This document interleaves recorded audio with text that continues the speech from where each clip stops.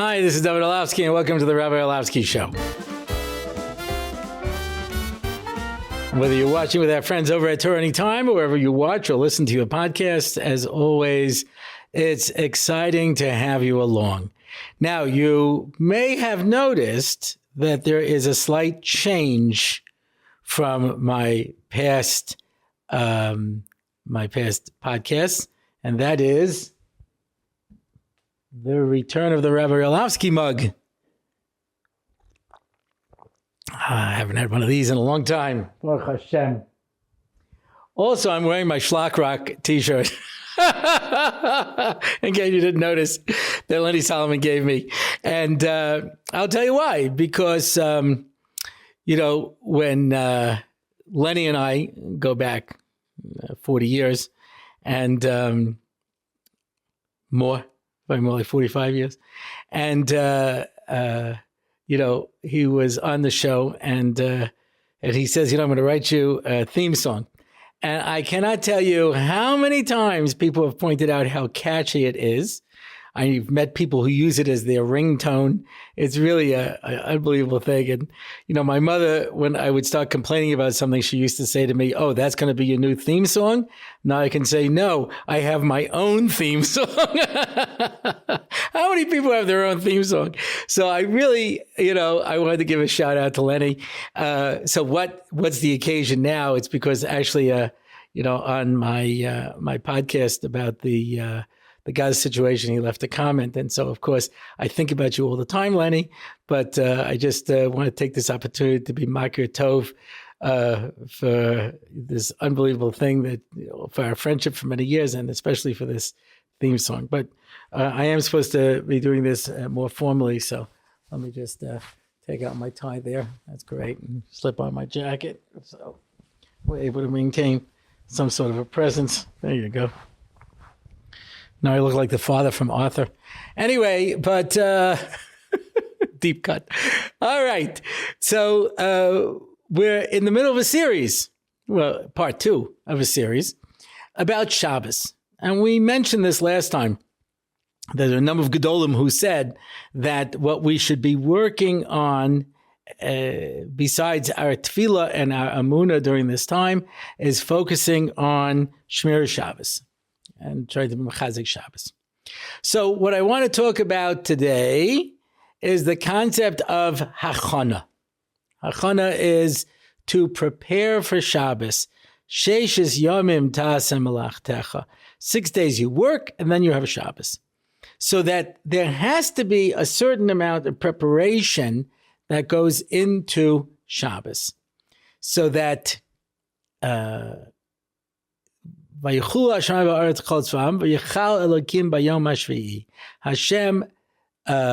rested on the 7th day, right? Which makes it imply as if he was working on the 7th day.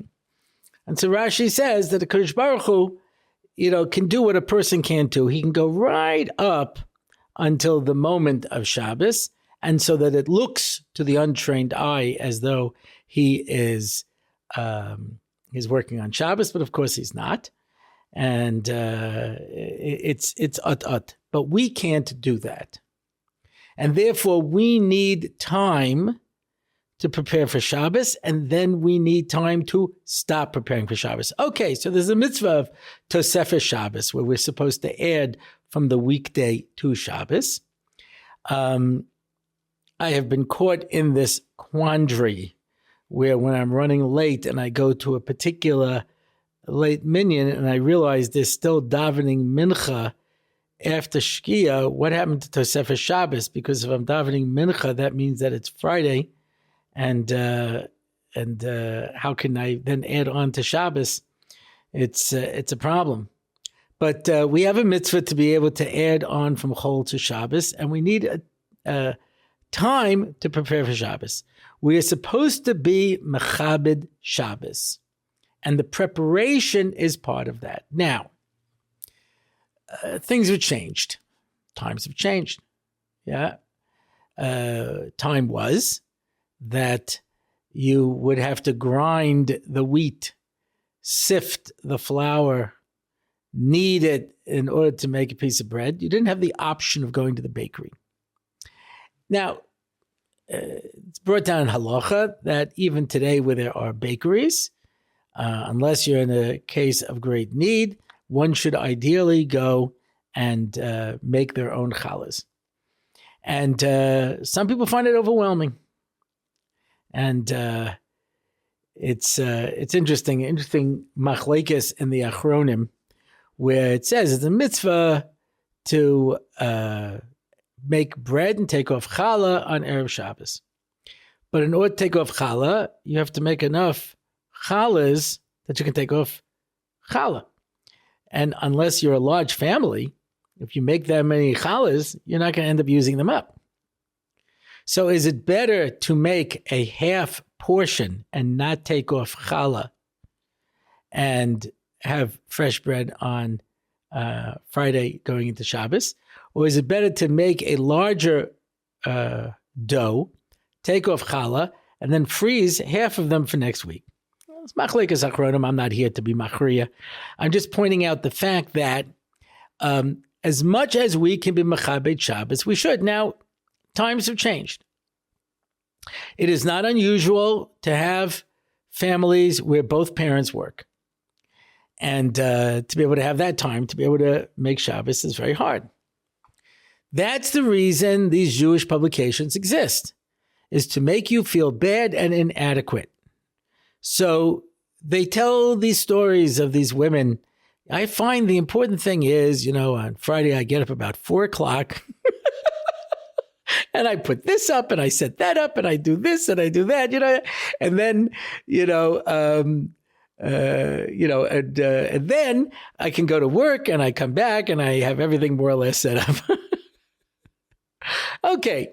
But those of us who are not mutants and have been sent to Professor Xavier's Academy for Mutants and have that kind of strength to be able to do these kind of things as ordinary folk, we end up needing to be able to cut corners.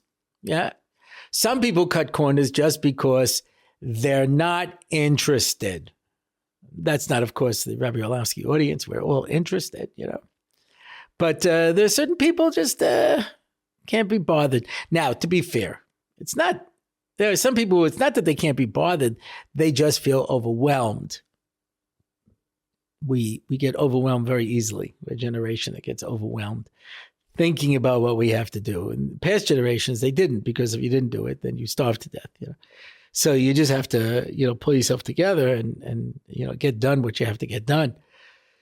You didn't have the option to go out to the takeout place and buy takeout food. Today, there's so many takeout places, so much takeout food, that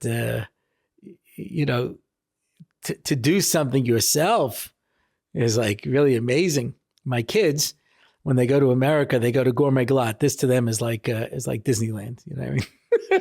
They go just to watch the attractions, and they come home and they tell me, Abba, you can buy a frozen cookie sheet with the cookies already on it, and you just put it in the oven. And they say, "Oh, I baked cookies." And my kids think that's so funny because you live in Eretz Yisrael and they have to sift the flour and set everything up. And say, "I made cookies."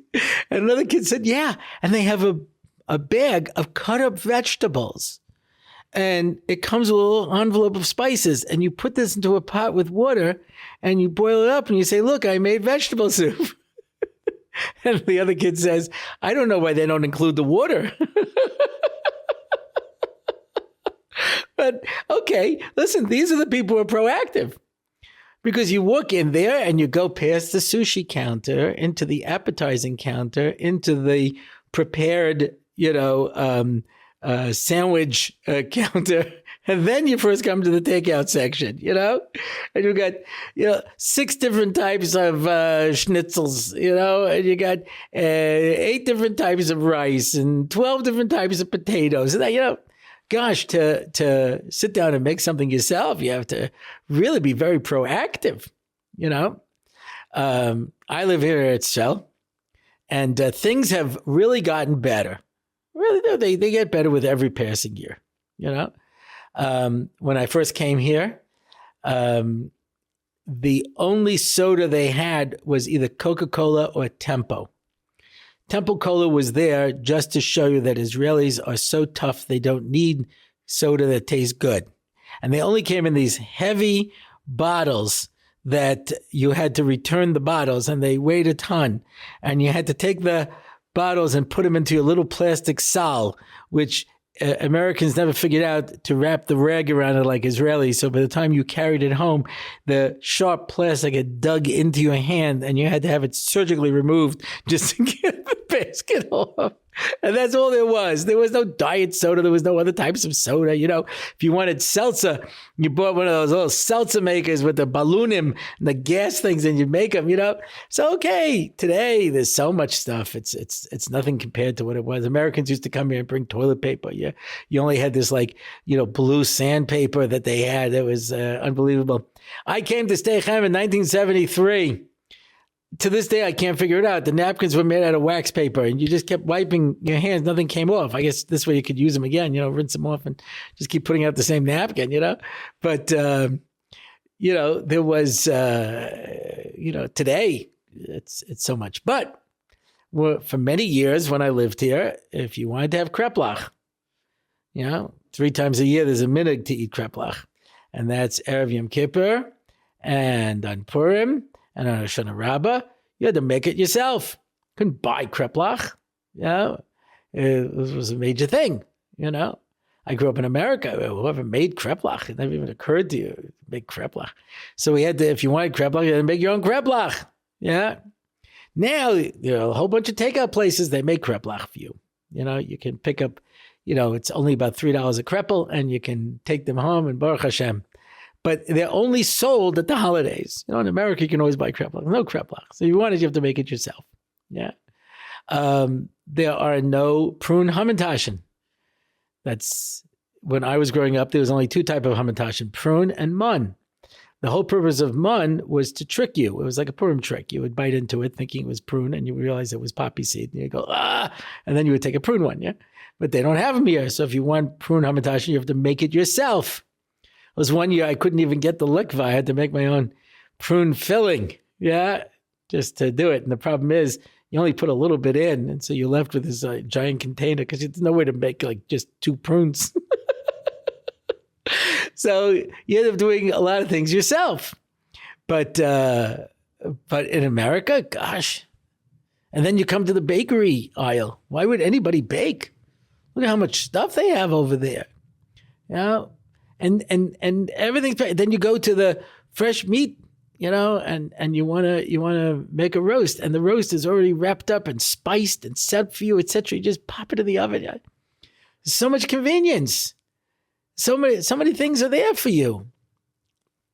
A guy told me that when he was taking a Shalom Bayis course, they said that you should compliment your wife on the takeout place that she chose.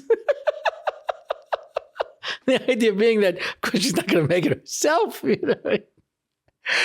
So there are obviously 2 types of people in the world. There are those people, and then there are the people who write these recipe sections in these from, you know, magazines. Why would anybody in their right mind do any of these things? You can go buy anything you want.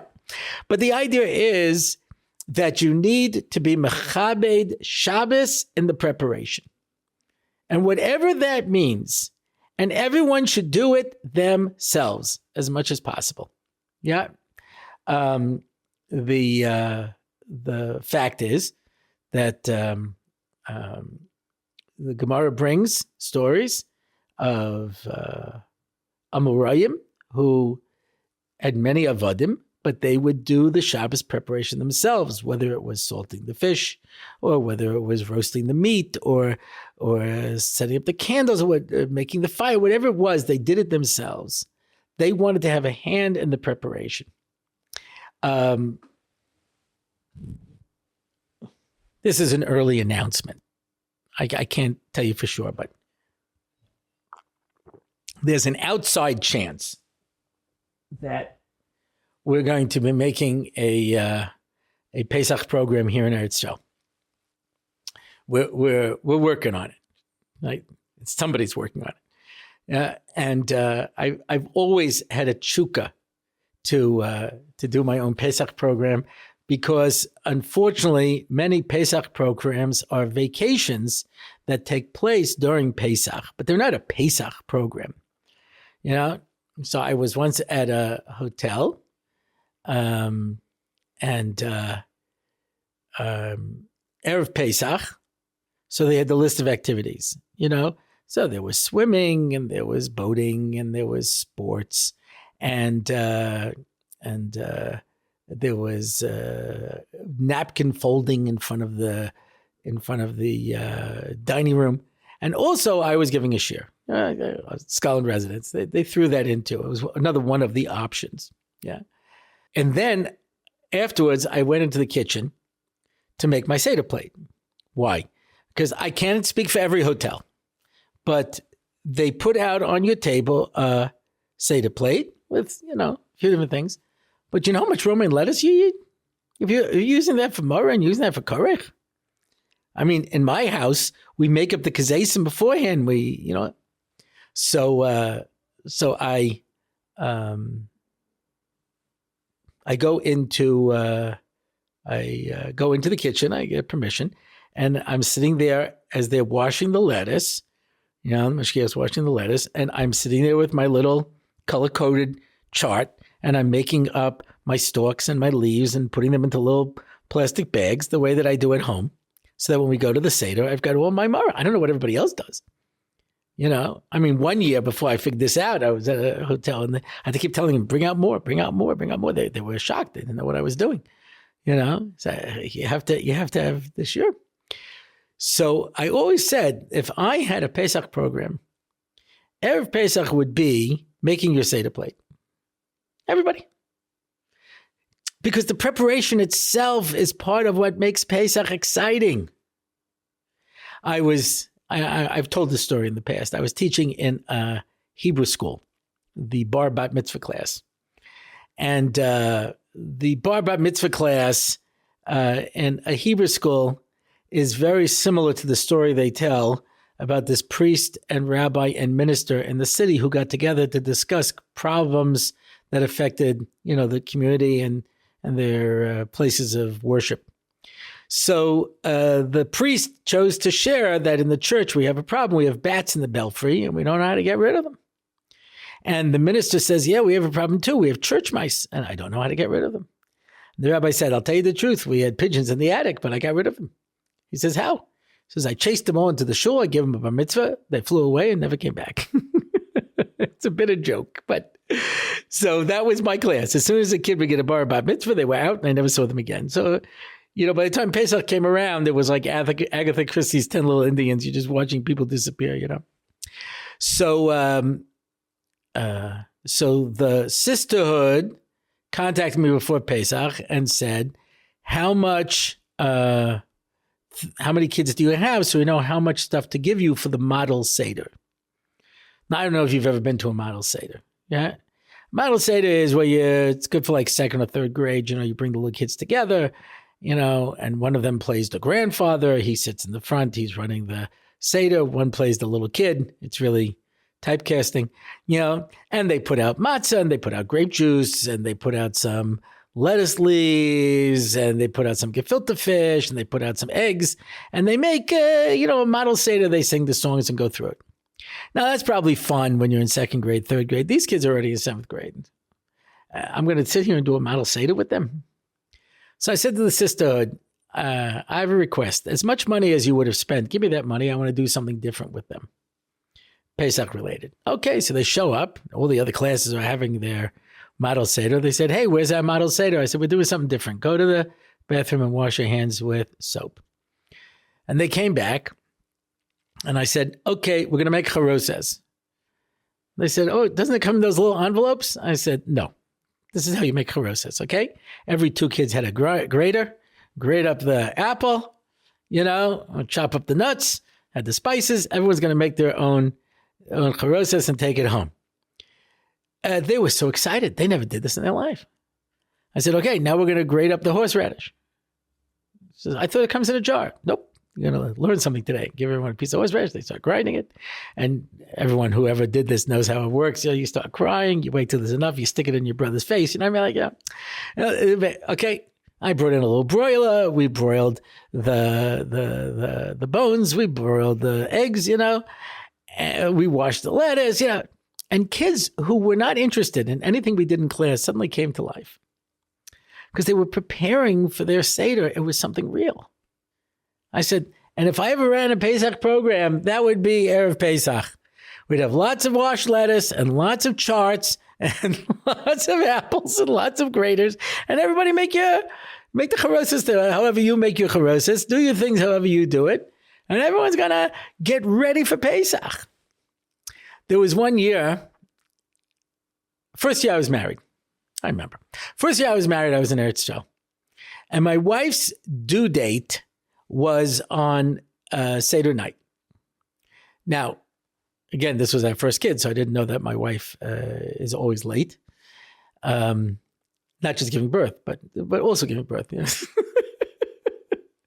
We didn't know. She could be 3 weeks late, But my father was like, oh my gosh, she'll go into labor and you can't make Pesach. He put us into a hotel. This is my first time I had ever gone to a hotel. My father always made the Seder. We always helped to make it, do everything together. His first year, I was away for Pesach. And we were in a hotel. Erev Pesach, we're walking around Yerushalayim, watching everybody prepare. And I had an empty feeling inside of me. It's Erev Pesach. You're supposed to be making Pesach. You're wandering around like this is a vacation. What are you doing? There's an excitement to Erev Pesach. My kids more or less have picked it up from me, to the point that some of them want to take some of my Seder plate preparations. I'm not going to give it to them. They say, oh, you want me to make the charosas? Nope. You want me to make the mar? Nope. I'll let people measure out the kazesim of the lettuce. I'll let them do that. So there's no creativity to that. But this, actually, when you have to make the little chart, make sure that you cover it exactly with the right thing. That's exciting. I see people just drop down leaves. What are you doing? Get it just right. But there's an excitement to that preparation, the setting the table, bringing out the Pesach Kalim, setting everything up. There's such an excitement and an adventure to it. How could anybody not be thrilled by that? That's what Erev Shabbos is supposed to be. That same sense of excitement and enthusiasm, how we're making it, how we're doing it. Yeah. I don't know what it is. I do know what it is. You ever see people who battle all Friday morning, and then I'm not talking about people who are in yeshiva or people who are working. They're supposed to be making Shabbos. And then suddenly they go, oh my gosh, we've only got 4 hours left, and then they go into manic mode. What is that?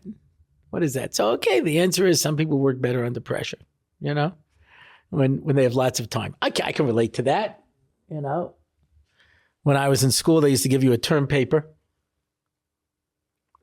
They would assign it in November.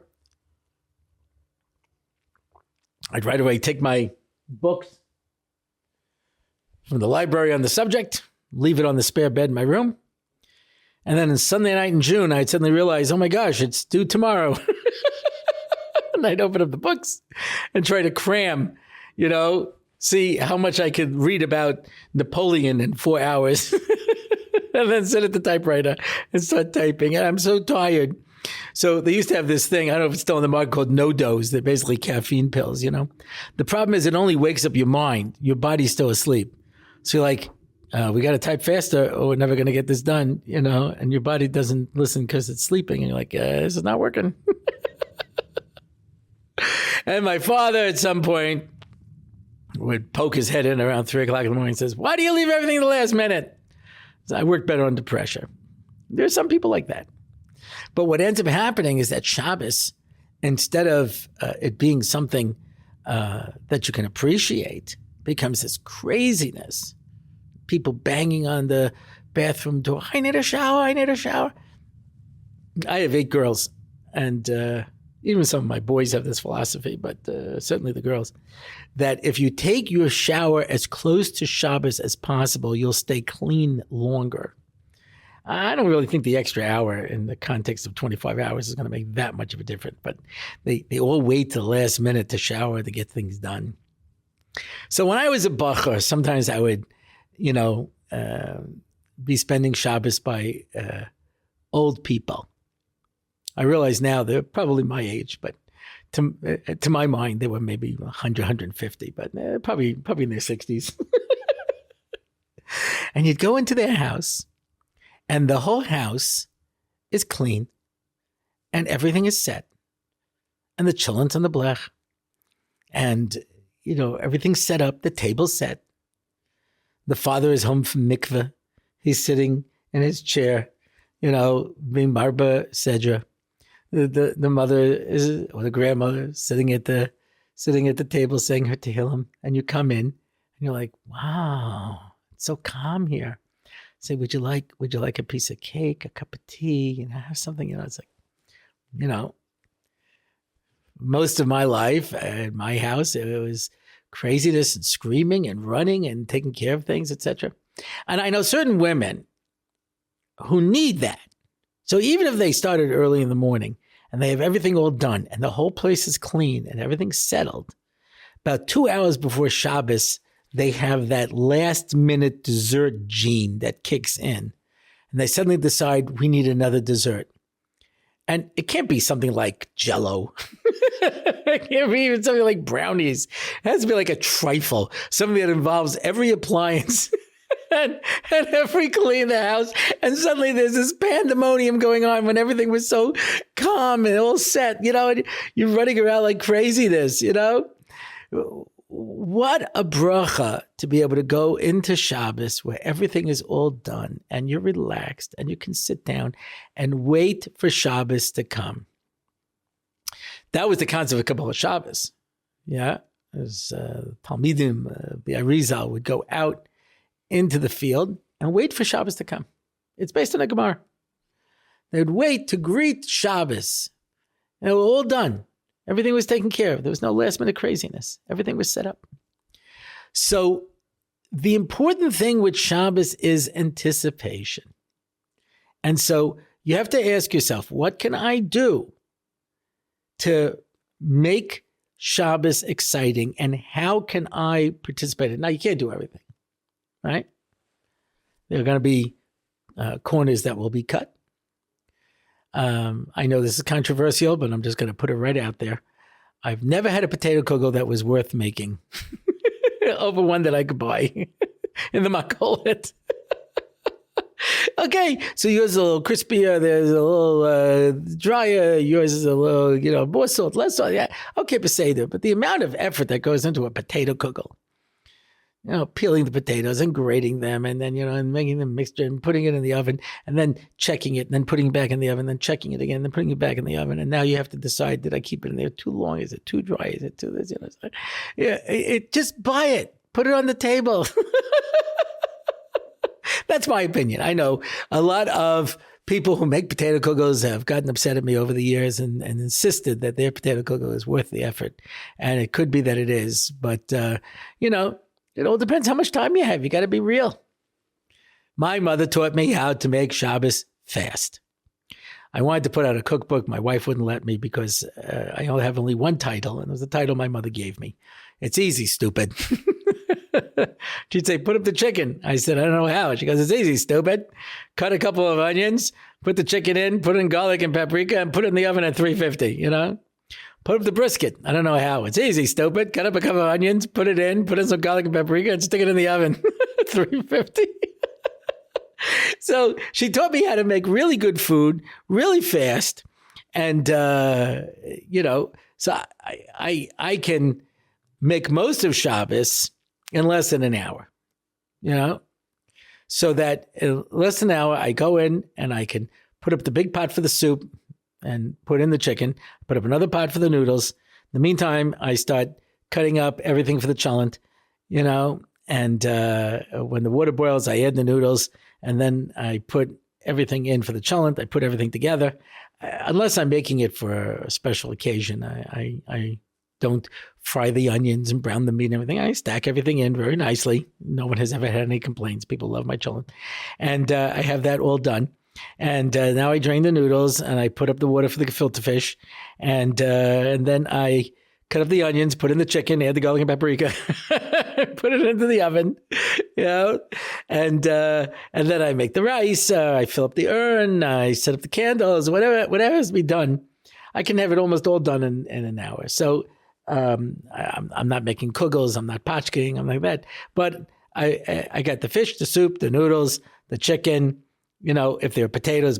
If I'm baking sweet potatoes, I make the sweet potatoes. I got the cholent. Everything's all done. I'll make the tuna fish for shalashudas. I can do everything in an hour. There's the majority of the stuff. So then I leave everybody else to pachka for the rest of the day. Cut this up, do this, do that. I can usually throw in my pesto in the same amount of time. We never used to make pesto, but my daughter gave me a recipe, and it's just so ridiculously easy.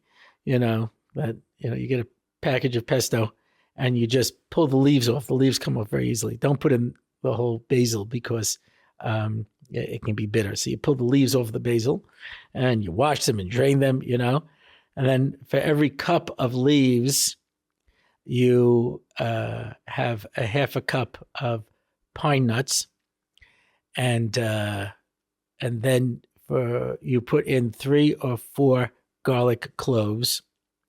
You put that into the food processor with some salt and pepper. I can't tell you how much. And then as it's grinding, you keep adding in olive oil. Here's the key, until you think it's too watery. That was the mistake I always made. I said, well, that looks like it's done. But then it congeals. And so then it gets too thick. So you have to add it until you say to yourself, oh my goodness, this is too liquidy. And then you're done. And then you scoop it out, or in my case, I wait for my wife to scoop it out because I'm not really so good at the scooping out part, and put it into a container. You put it in the fridge, and it's unbelievable. People love it. And it's so incredibly easy. I can do that while I'm doing everything else, If I'm in a more ambitious mood, I make my chocolate chip cookies from the cookbook called Taste Buds. There used to be a place in Lakewood called Taste Buds, and we got their cookbook, and people loved it so much that on the next trip to America, we added into our schedule. We were going to go down to Lakewood and go to Taste Buds, and when we got there, it had closed down. So just a shout out to the Taste Buds cookbook. Anyway, chocolate chip cookies, So, but all of this I can do in an hour. So, what are people killing themselves over? Come up with something that is doable, that you can do, and make Shabbos. Get it done as quickly as possible. And it's not too early to set the table, unless you have a bunch of little kids. Okay. When I had a bunch of little kids, things were much harder. But, you can set the table, set up the candles, fill up the urn, get everything done, make a checklist. Because you always forget something. I forgot to turn off the water bar. I forgot to turn on the urn. If you have a crock pot, you have to remember to turn down the crock pot. Whatever the case is, you have to set a Shabbos clock, set the Shabbos clock. Most of your things you can get done in a short period of time. And the goal should be that the end of Erev Shabbos, I am waiting for Shabbos to come. And I'm doing the preparation so that Shabbos is something that's exciting and anticipated.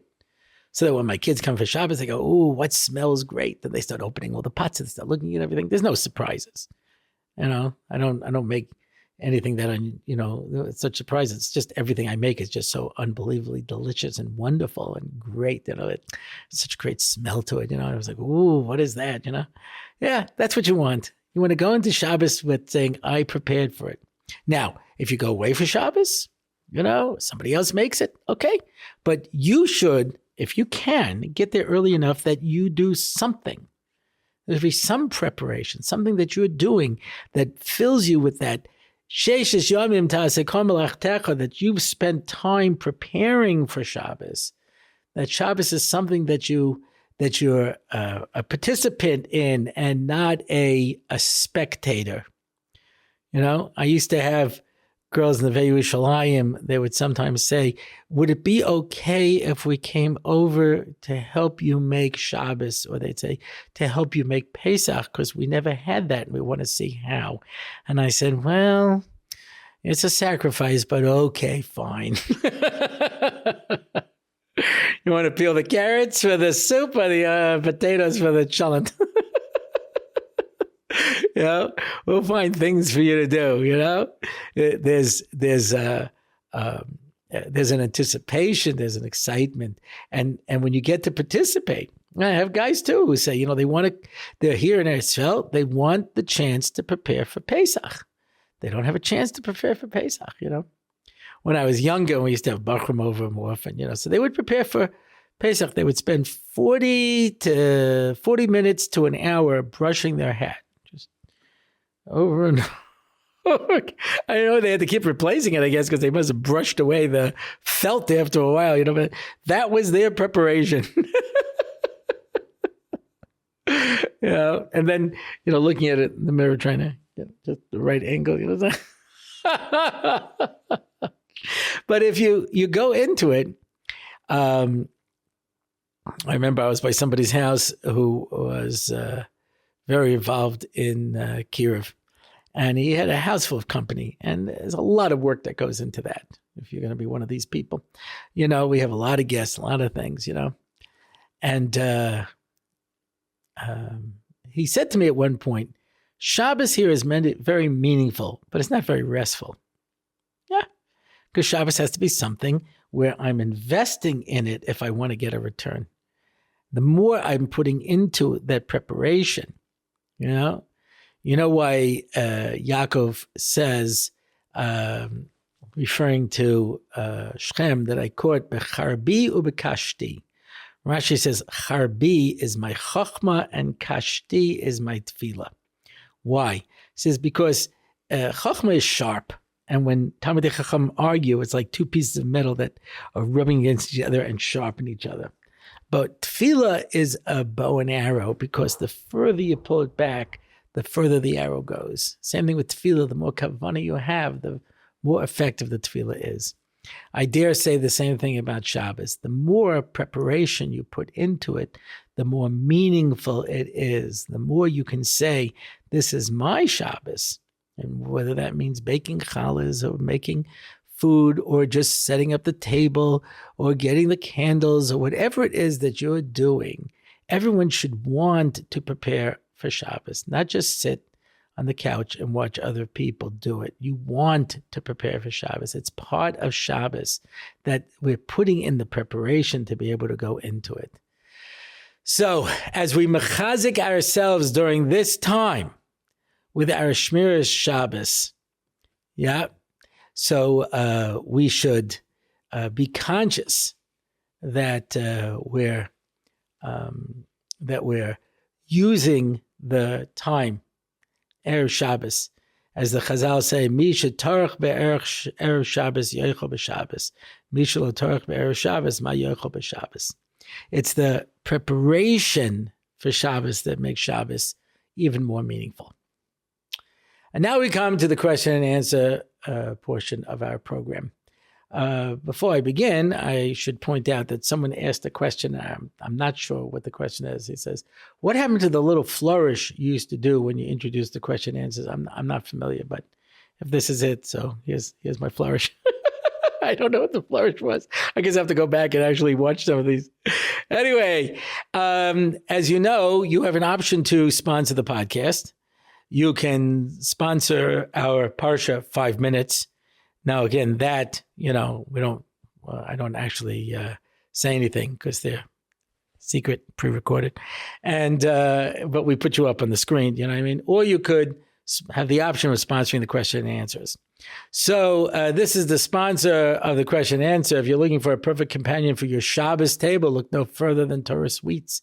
A blend of stories, halacha, quotes, humor, and more. Join thousands of others by signing up for free by emailing Torah Sweets, that's one word, at gmail.com. This is my good friend Mendel Dubinsky, and it's a beautiful thing. I read it myself. He sent it to me by email, and I certainly recommend it.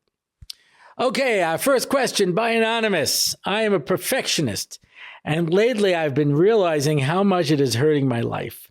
My question is that all the advice I receive is that it's okay not being perfect. But I'm struggling with this because it seems that the Torah promotes some type of perfectionism. For example, we're judged for every action and any imperfection is accounted for. And we're responsible on some level even for clear mistakes. And if we do a lot of good, whatever we do that's wrong will be held against us. And of course, the therapist jumped to the point of tshuva as there's not being a demand to be perfect. But it seems to me just the opposite. Every action has to be accounted for, just that there's a way to fix the mistakes with tshuva. And then with tshuva itself, I need to accept on myself never to do this again and be perfect forever as part of the process. It can be a little overwhelming. Am I wrong to think that the Torah does demand perfection? And how do I prevent my perfectionist nature from making me think this way about religion and causing me to be overwhelmed? Well, we're out of time. Thanks so much for watching. If you want to find out more about... No, I took this question, even though I knew it was lengthy, because I think it's important, because there's a lot of people who have this issue. Now, beyond the philosophical, the first answer is Prozac. Yeah, it really can help you relax and not to get so stressed out. But that's people who are perfectionists to the point that they freeze up.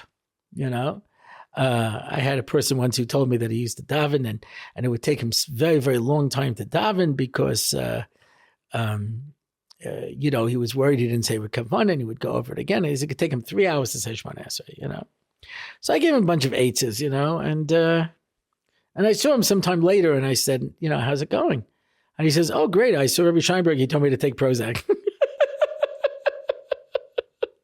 So if you have an obsessive personality, that's something different. But let's deal with the philosophical question of, does the Torah demand perfection? So the short answer is no. No. You're 100% right. You're going to be held responsible for every action. Having said that, you find this idea in the Gemara. We just had it, those of you who do Daf Yomi, it just came up in Kiddushin, about the Kohanim who are wearing the Bigdei Kahuna. Now, the Kohanim come and they dress in the Bigdei Kahuna, which are Kadosh. And the purpose of it is to do the Avoda. But they're not doing the Avoda the whole time. And so aren't they getting personal benefit from the begodim when they're not doing the avoda? They're wearing it, it's comfortable, they're enjoying it, whatever the case happens to be. So then aren't they over the issa of me'ila that comes from doing something that is taking benefit from hektish? And the answer is no. Listen to what the Gemara says. Because the Torah was not given to Malchei Hashares. And therefore, Kadosh Baruch Hu understands that you're a human being, and a human being has limitations. Now, does that mean my actions don't have consequences? Of course not. Because if the negative things that I do don't have consequences, then the positive things I do don't have consequences either. But the answer is, you are a work in progress. And anyone who thinks that I'm going to be perfect at the beginning is making a terrible mistake. I've mentioned this in the past, but Moshe Shapiro, I heard him explain it a few times. The concept of atbash. Atbash seems somewhat random. It's a method where you switch the first letter with the last letter, the second letter with the second to last letter. It's atbash, aleph with tuf, beis with shin, and it goes all the way through. So he says, what's the logic of it? The logic of it is, HaKadosh Baruch Hu created the world from top to bottom.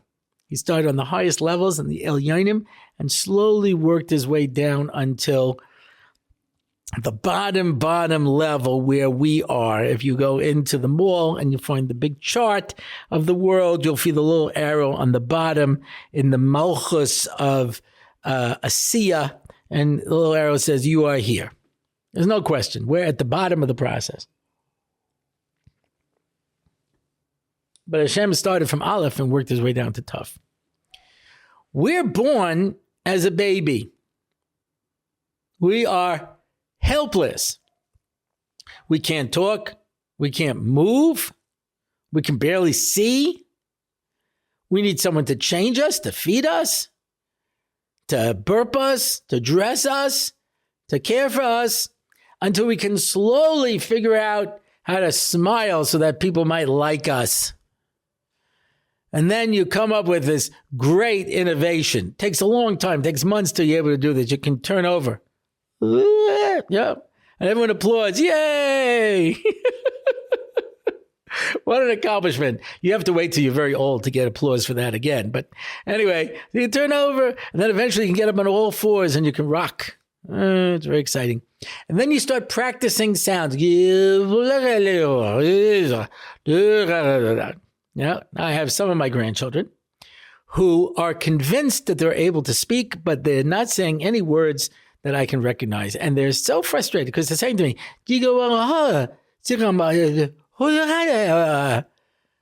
and the only thing that has proved effective is when I answer them in their own language. And I go, they go, I have a whole conversation.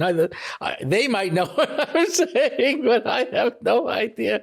Anyway, it's similar to me talking Yiddish. But anyway, there's this, so they're able to come up with sounds. They say their first word. We're so excited. So excited, you know.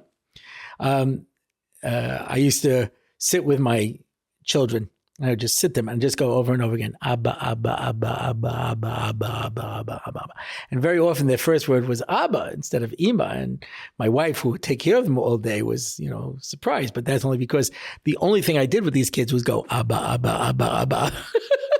So they finally learned how to talk, and then eventually you learn how to walk. You spend a lot of time falling down. You learn how to walk and you learn how to talk. And then you go and you learn how to write. You learn how to read, and you learn simple mathematics, and you build yourself up. How can you expect perfection from somebody who,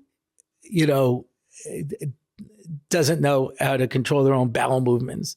How do you ever get perfection for somebody who's trying to learn how to read? Learn how to stand straight. The whole world is a mystery to them. The answer is you're a work in progress, and you have to try to achieve things. Many years ago, I heard this expression. It says, how do you learn to make good decisions? By making bad decisions. And the Gemara says that there's no way to come to the MS without first making mistakes. Avram Avinu first had to investigate every avodah zarah until he realized that they were all wrong, until he could arrive at the truth. By a process of elimination. How often do you come across a Gemara that says, Masnisim deloka Rabbi Yossi? Well, why don't you say who it is? Why do you start off by saying, well, it's not going like him? Gemara at the beginning of Bava Metzia, one of my favorite Gemaras to teach. It says, Masnisim deloka bananas. So that I can say, yes, we have no bananas. We have no bananas. Anyway, but, you're going to make mistakes. It's built into the process. And therefore, it says in Pirkei Avos, Lefum Tzara Agra, the reward goes based on the effort. And some people are going to have a much harder time, and God grades on a curve. He doesn't expect you to be perfect. He expects you to be the best Jew. That's one of the reasons, with Hanukkah coming up, that we were so upset about the Greeks for introducing sports. So one reason is because we're so bad at it. But the other reason is because sports says there's one finish line. And everyone has to run for that finish line. So if you already eliminated everybody except for 5 Kenyans, there's nobody else who's going to compete with them. So that's it. I'm going to be 65 in Shvat. And I realized that my odds of becoming a Major League Baseball player have really dropped significantly. I'm just not going to do it. I didn't have that gift. I didn't have that coordination. I didn't have that strength. I could do it. Instead, I specialized at making acerbic comments that have made people be my mortal enemies for years. But you play to your strength. And if you remember, I said this over in my interview with Nissim Black, So what the Kutzka says, if I am I because you are you and you are you because I am I, then I am not I and you are not you. Meaning, I can't judge myself against you. Is it fair to compare Batman to Superman? Superman's an alien from another planet who can fly and shoot beams out of his eyes and is invulnerable. Batman's a guy, who's got a bunch of gadgets. Man, how do you compare the two? So Batman's got to do the best that he can, and Superman's got to do the best that he can, and I got to do the best that I can do, and I will never be Shlomo Zalman Auerbach, but Shlomo Auerbach will never be me. I'm sure he thanks God every day for that one. But, I can do things that he can't do. The Dubna Maggid was good friends with the Vilna Gaon, whatever that means. With the Vilna Gaon says, well, how come you never give me Musa? Because I'll give you Musa. You're the great Vilna Gaon because you never leave this room. Could you do what I do? Travel around and speak in communities and to give chizik to everybody and still be the Vilna Gaon? The Vilna Gaon started crying because he knew he couldn't.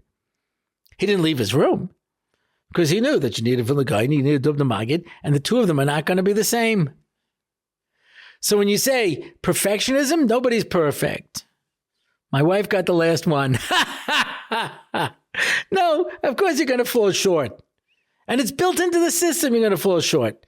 And you're going to be held responsible for your actions. But what that means is different things to different people. And so therefore, a person who's struggling with a particular issue, his victories are going to be different than the victories of a person who grew up with different skills and different abilities. And so no one is expected to be perfect with a capital P. I don't have to be the best. I have to be the best me. And that's why when you set one finish line for everybody, it's impossible. And that's why the Mesilas Yesharim says, the beginning, ma chovasu be'olamo, in your world. I don't have to be the best. I have to be the best me. I have to work with the limitations that I have and try to do as much as I can. And by definition, I'm going to fall short. That's part of the human experience.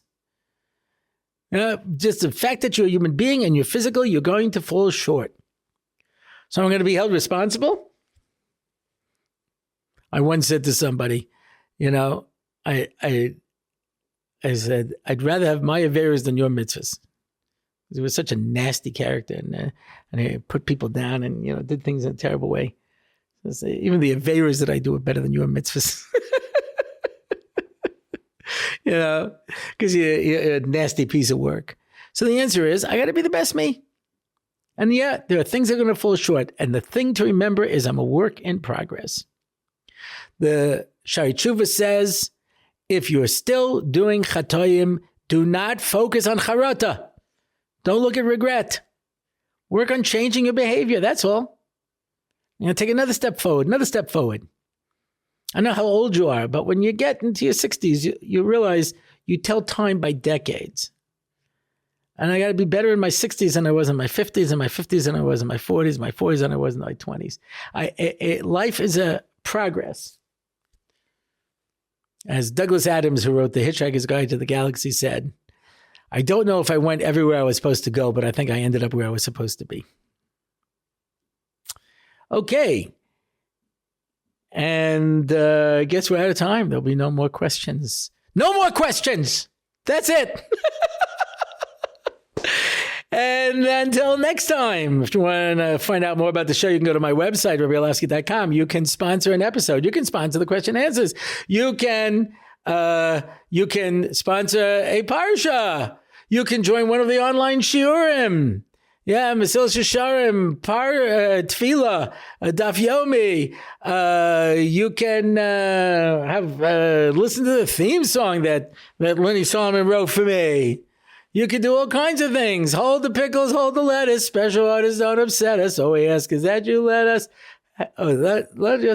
make it your way. Have it your way at the Rabbi Orlofsky Show. And I am Dovid Orlofsky, and this has been the Rabbi Orlofsky Show.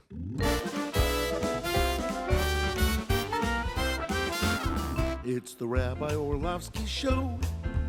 Torah and Simcha, ready to go. It's the Rabbi Orlofsky Show. Knowledge and wisdom will help you grow. Lots of fun in every episode, and we don't have to rhyme. No, we don't. It's the Rabbi Orlofsky Show on RabbiOrlofsky.com. Torah anytime, YouTube and more. It's the Rabbi Orlofsky Show. Torah and Simcha, ready to go. It's the Rabbi Orlofsky Show. Till next time, till we meet again. It's the Rabbi Orlofsky Show.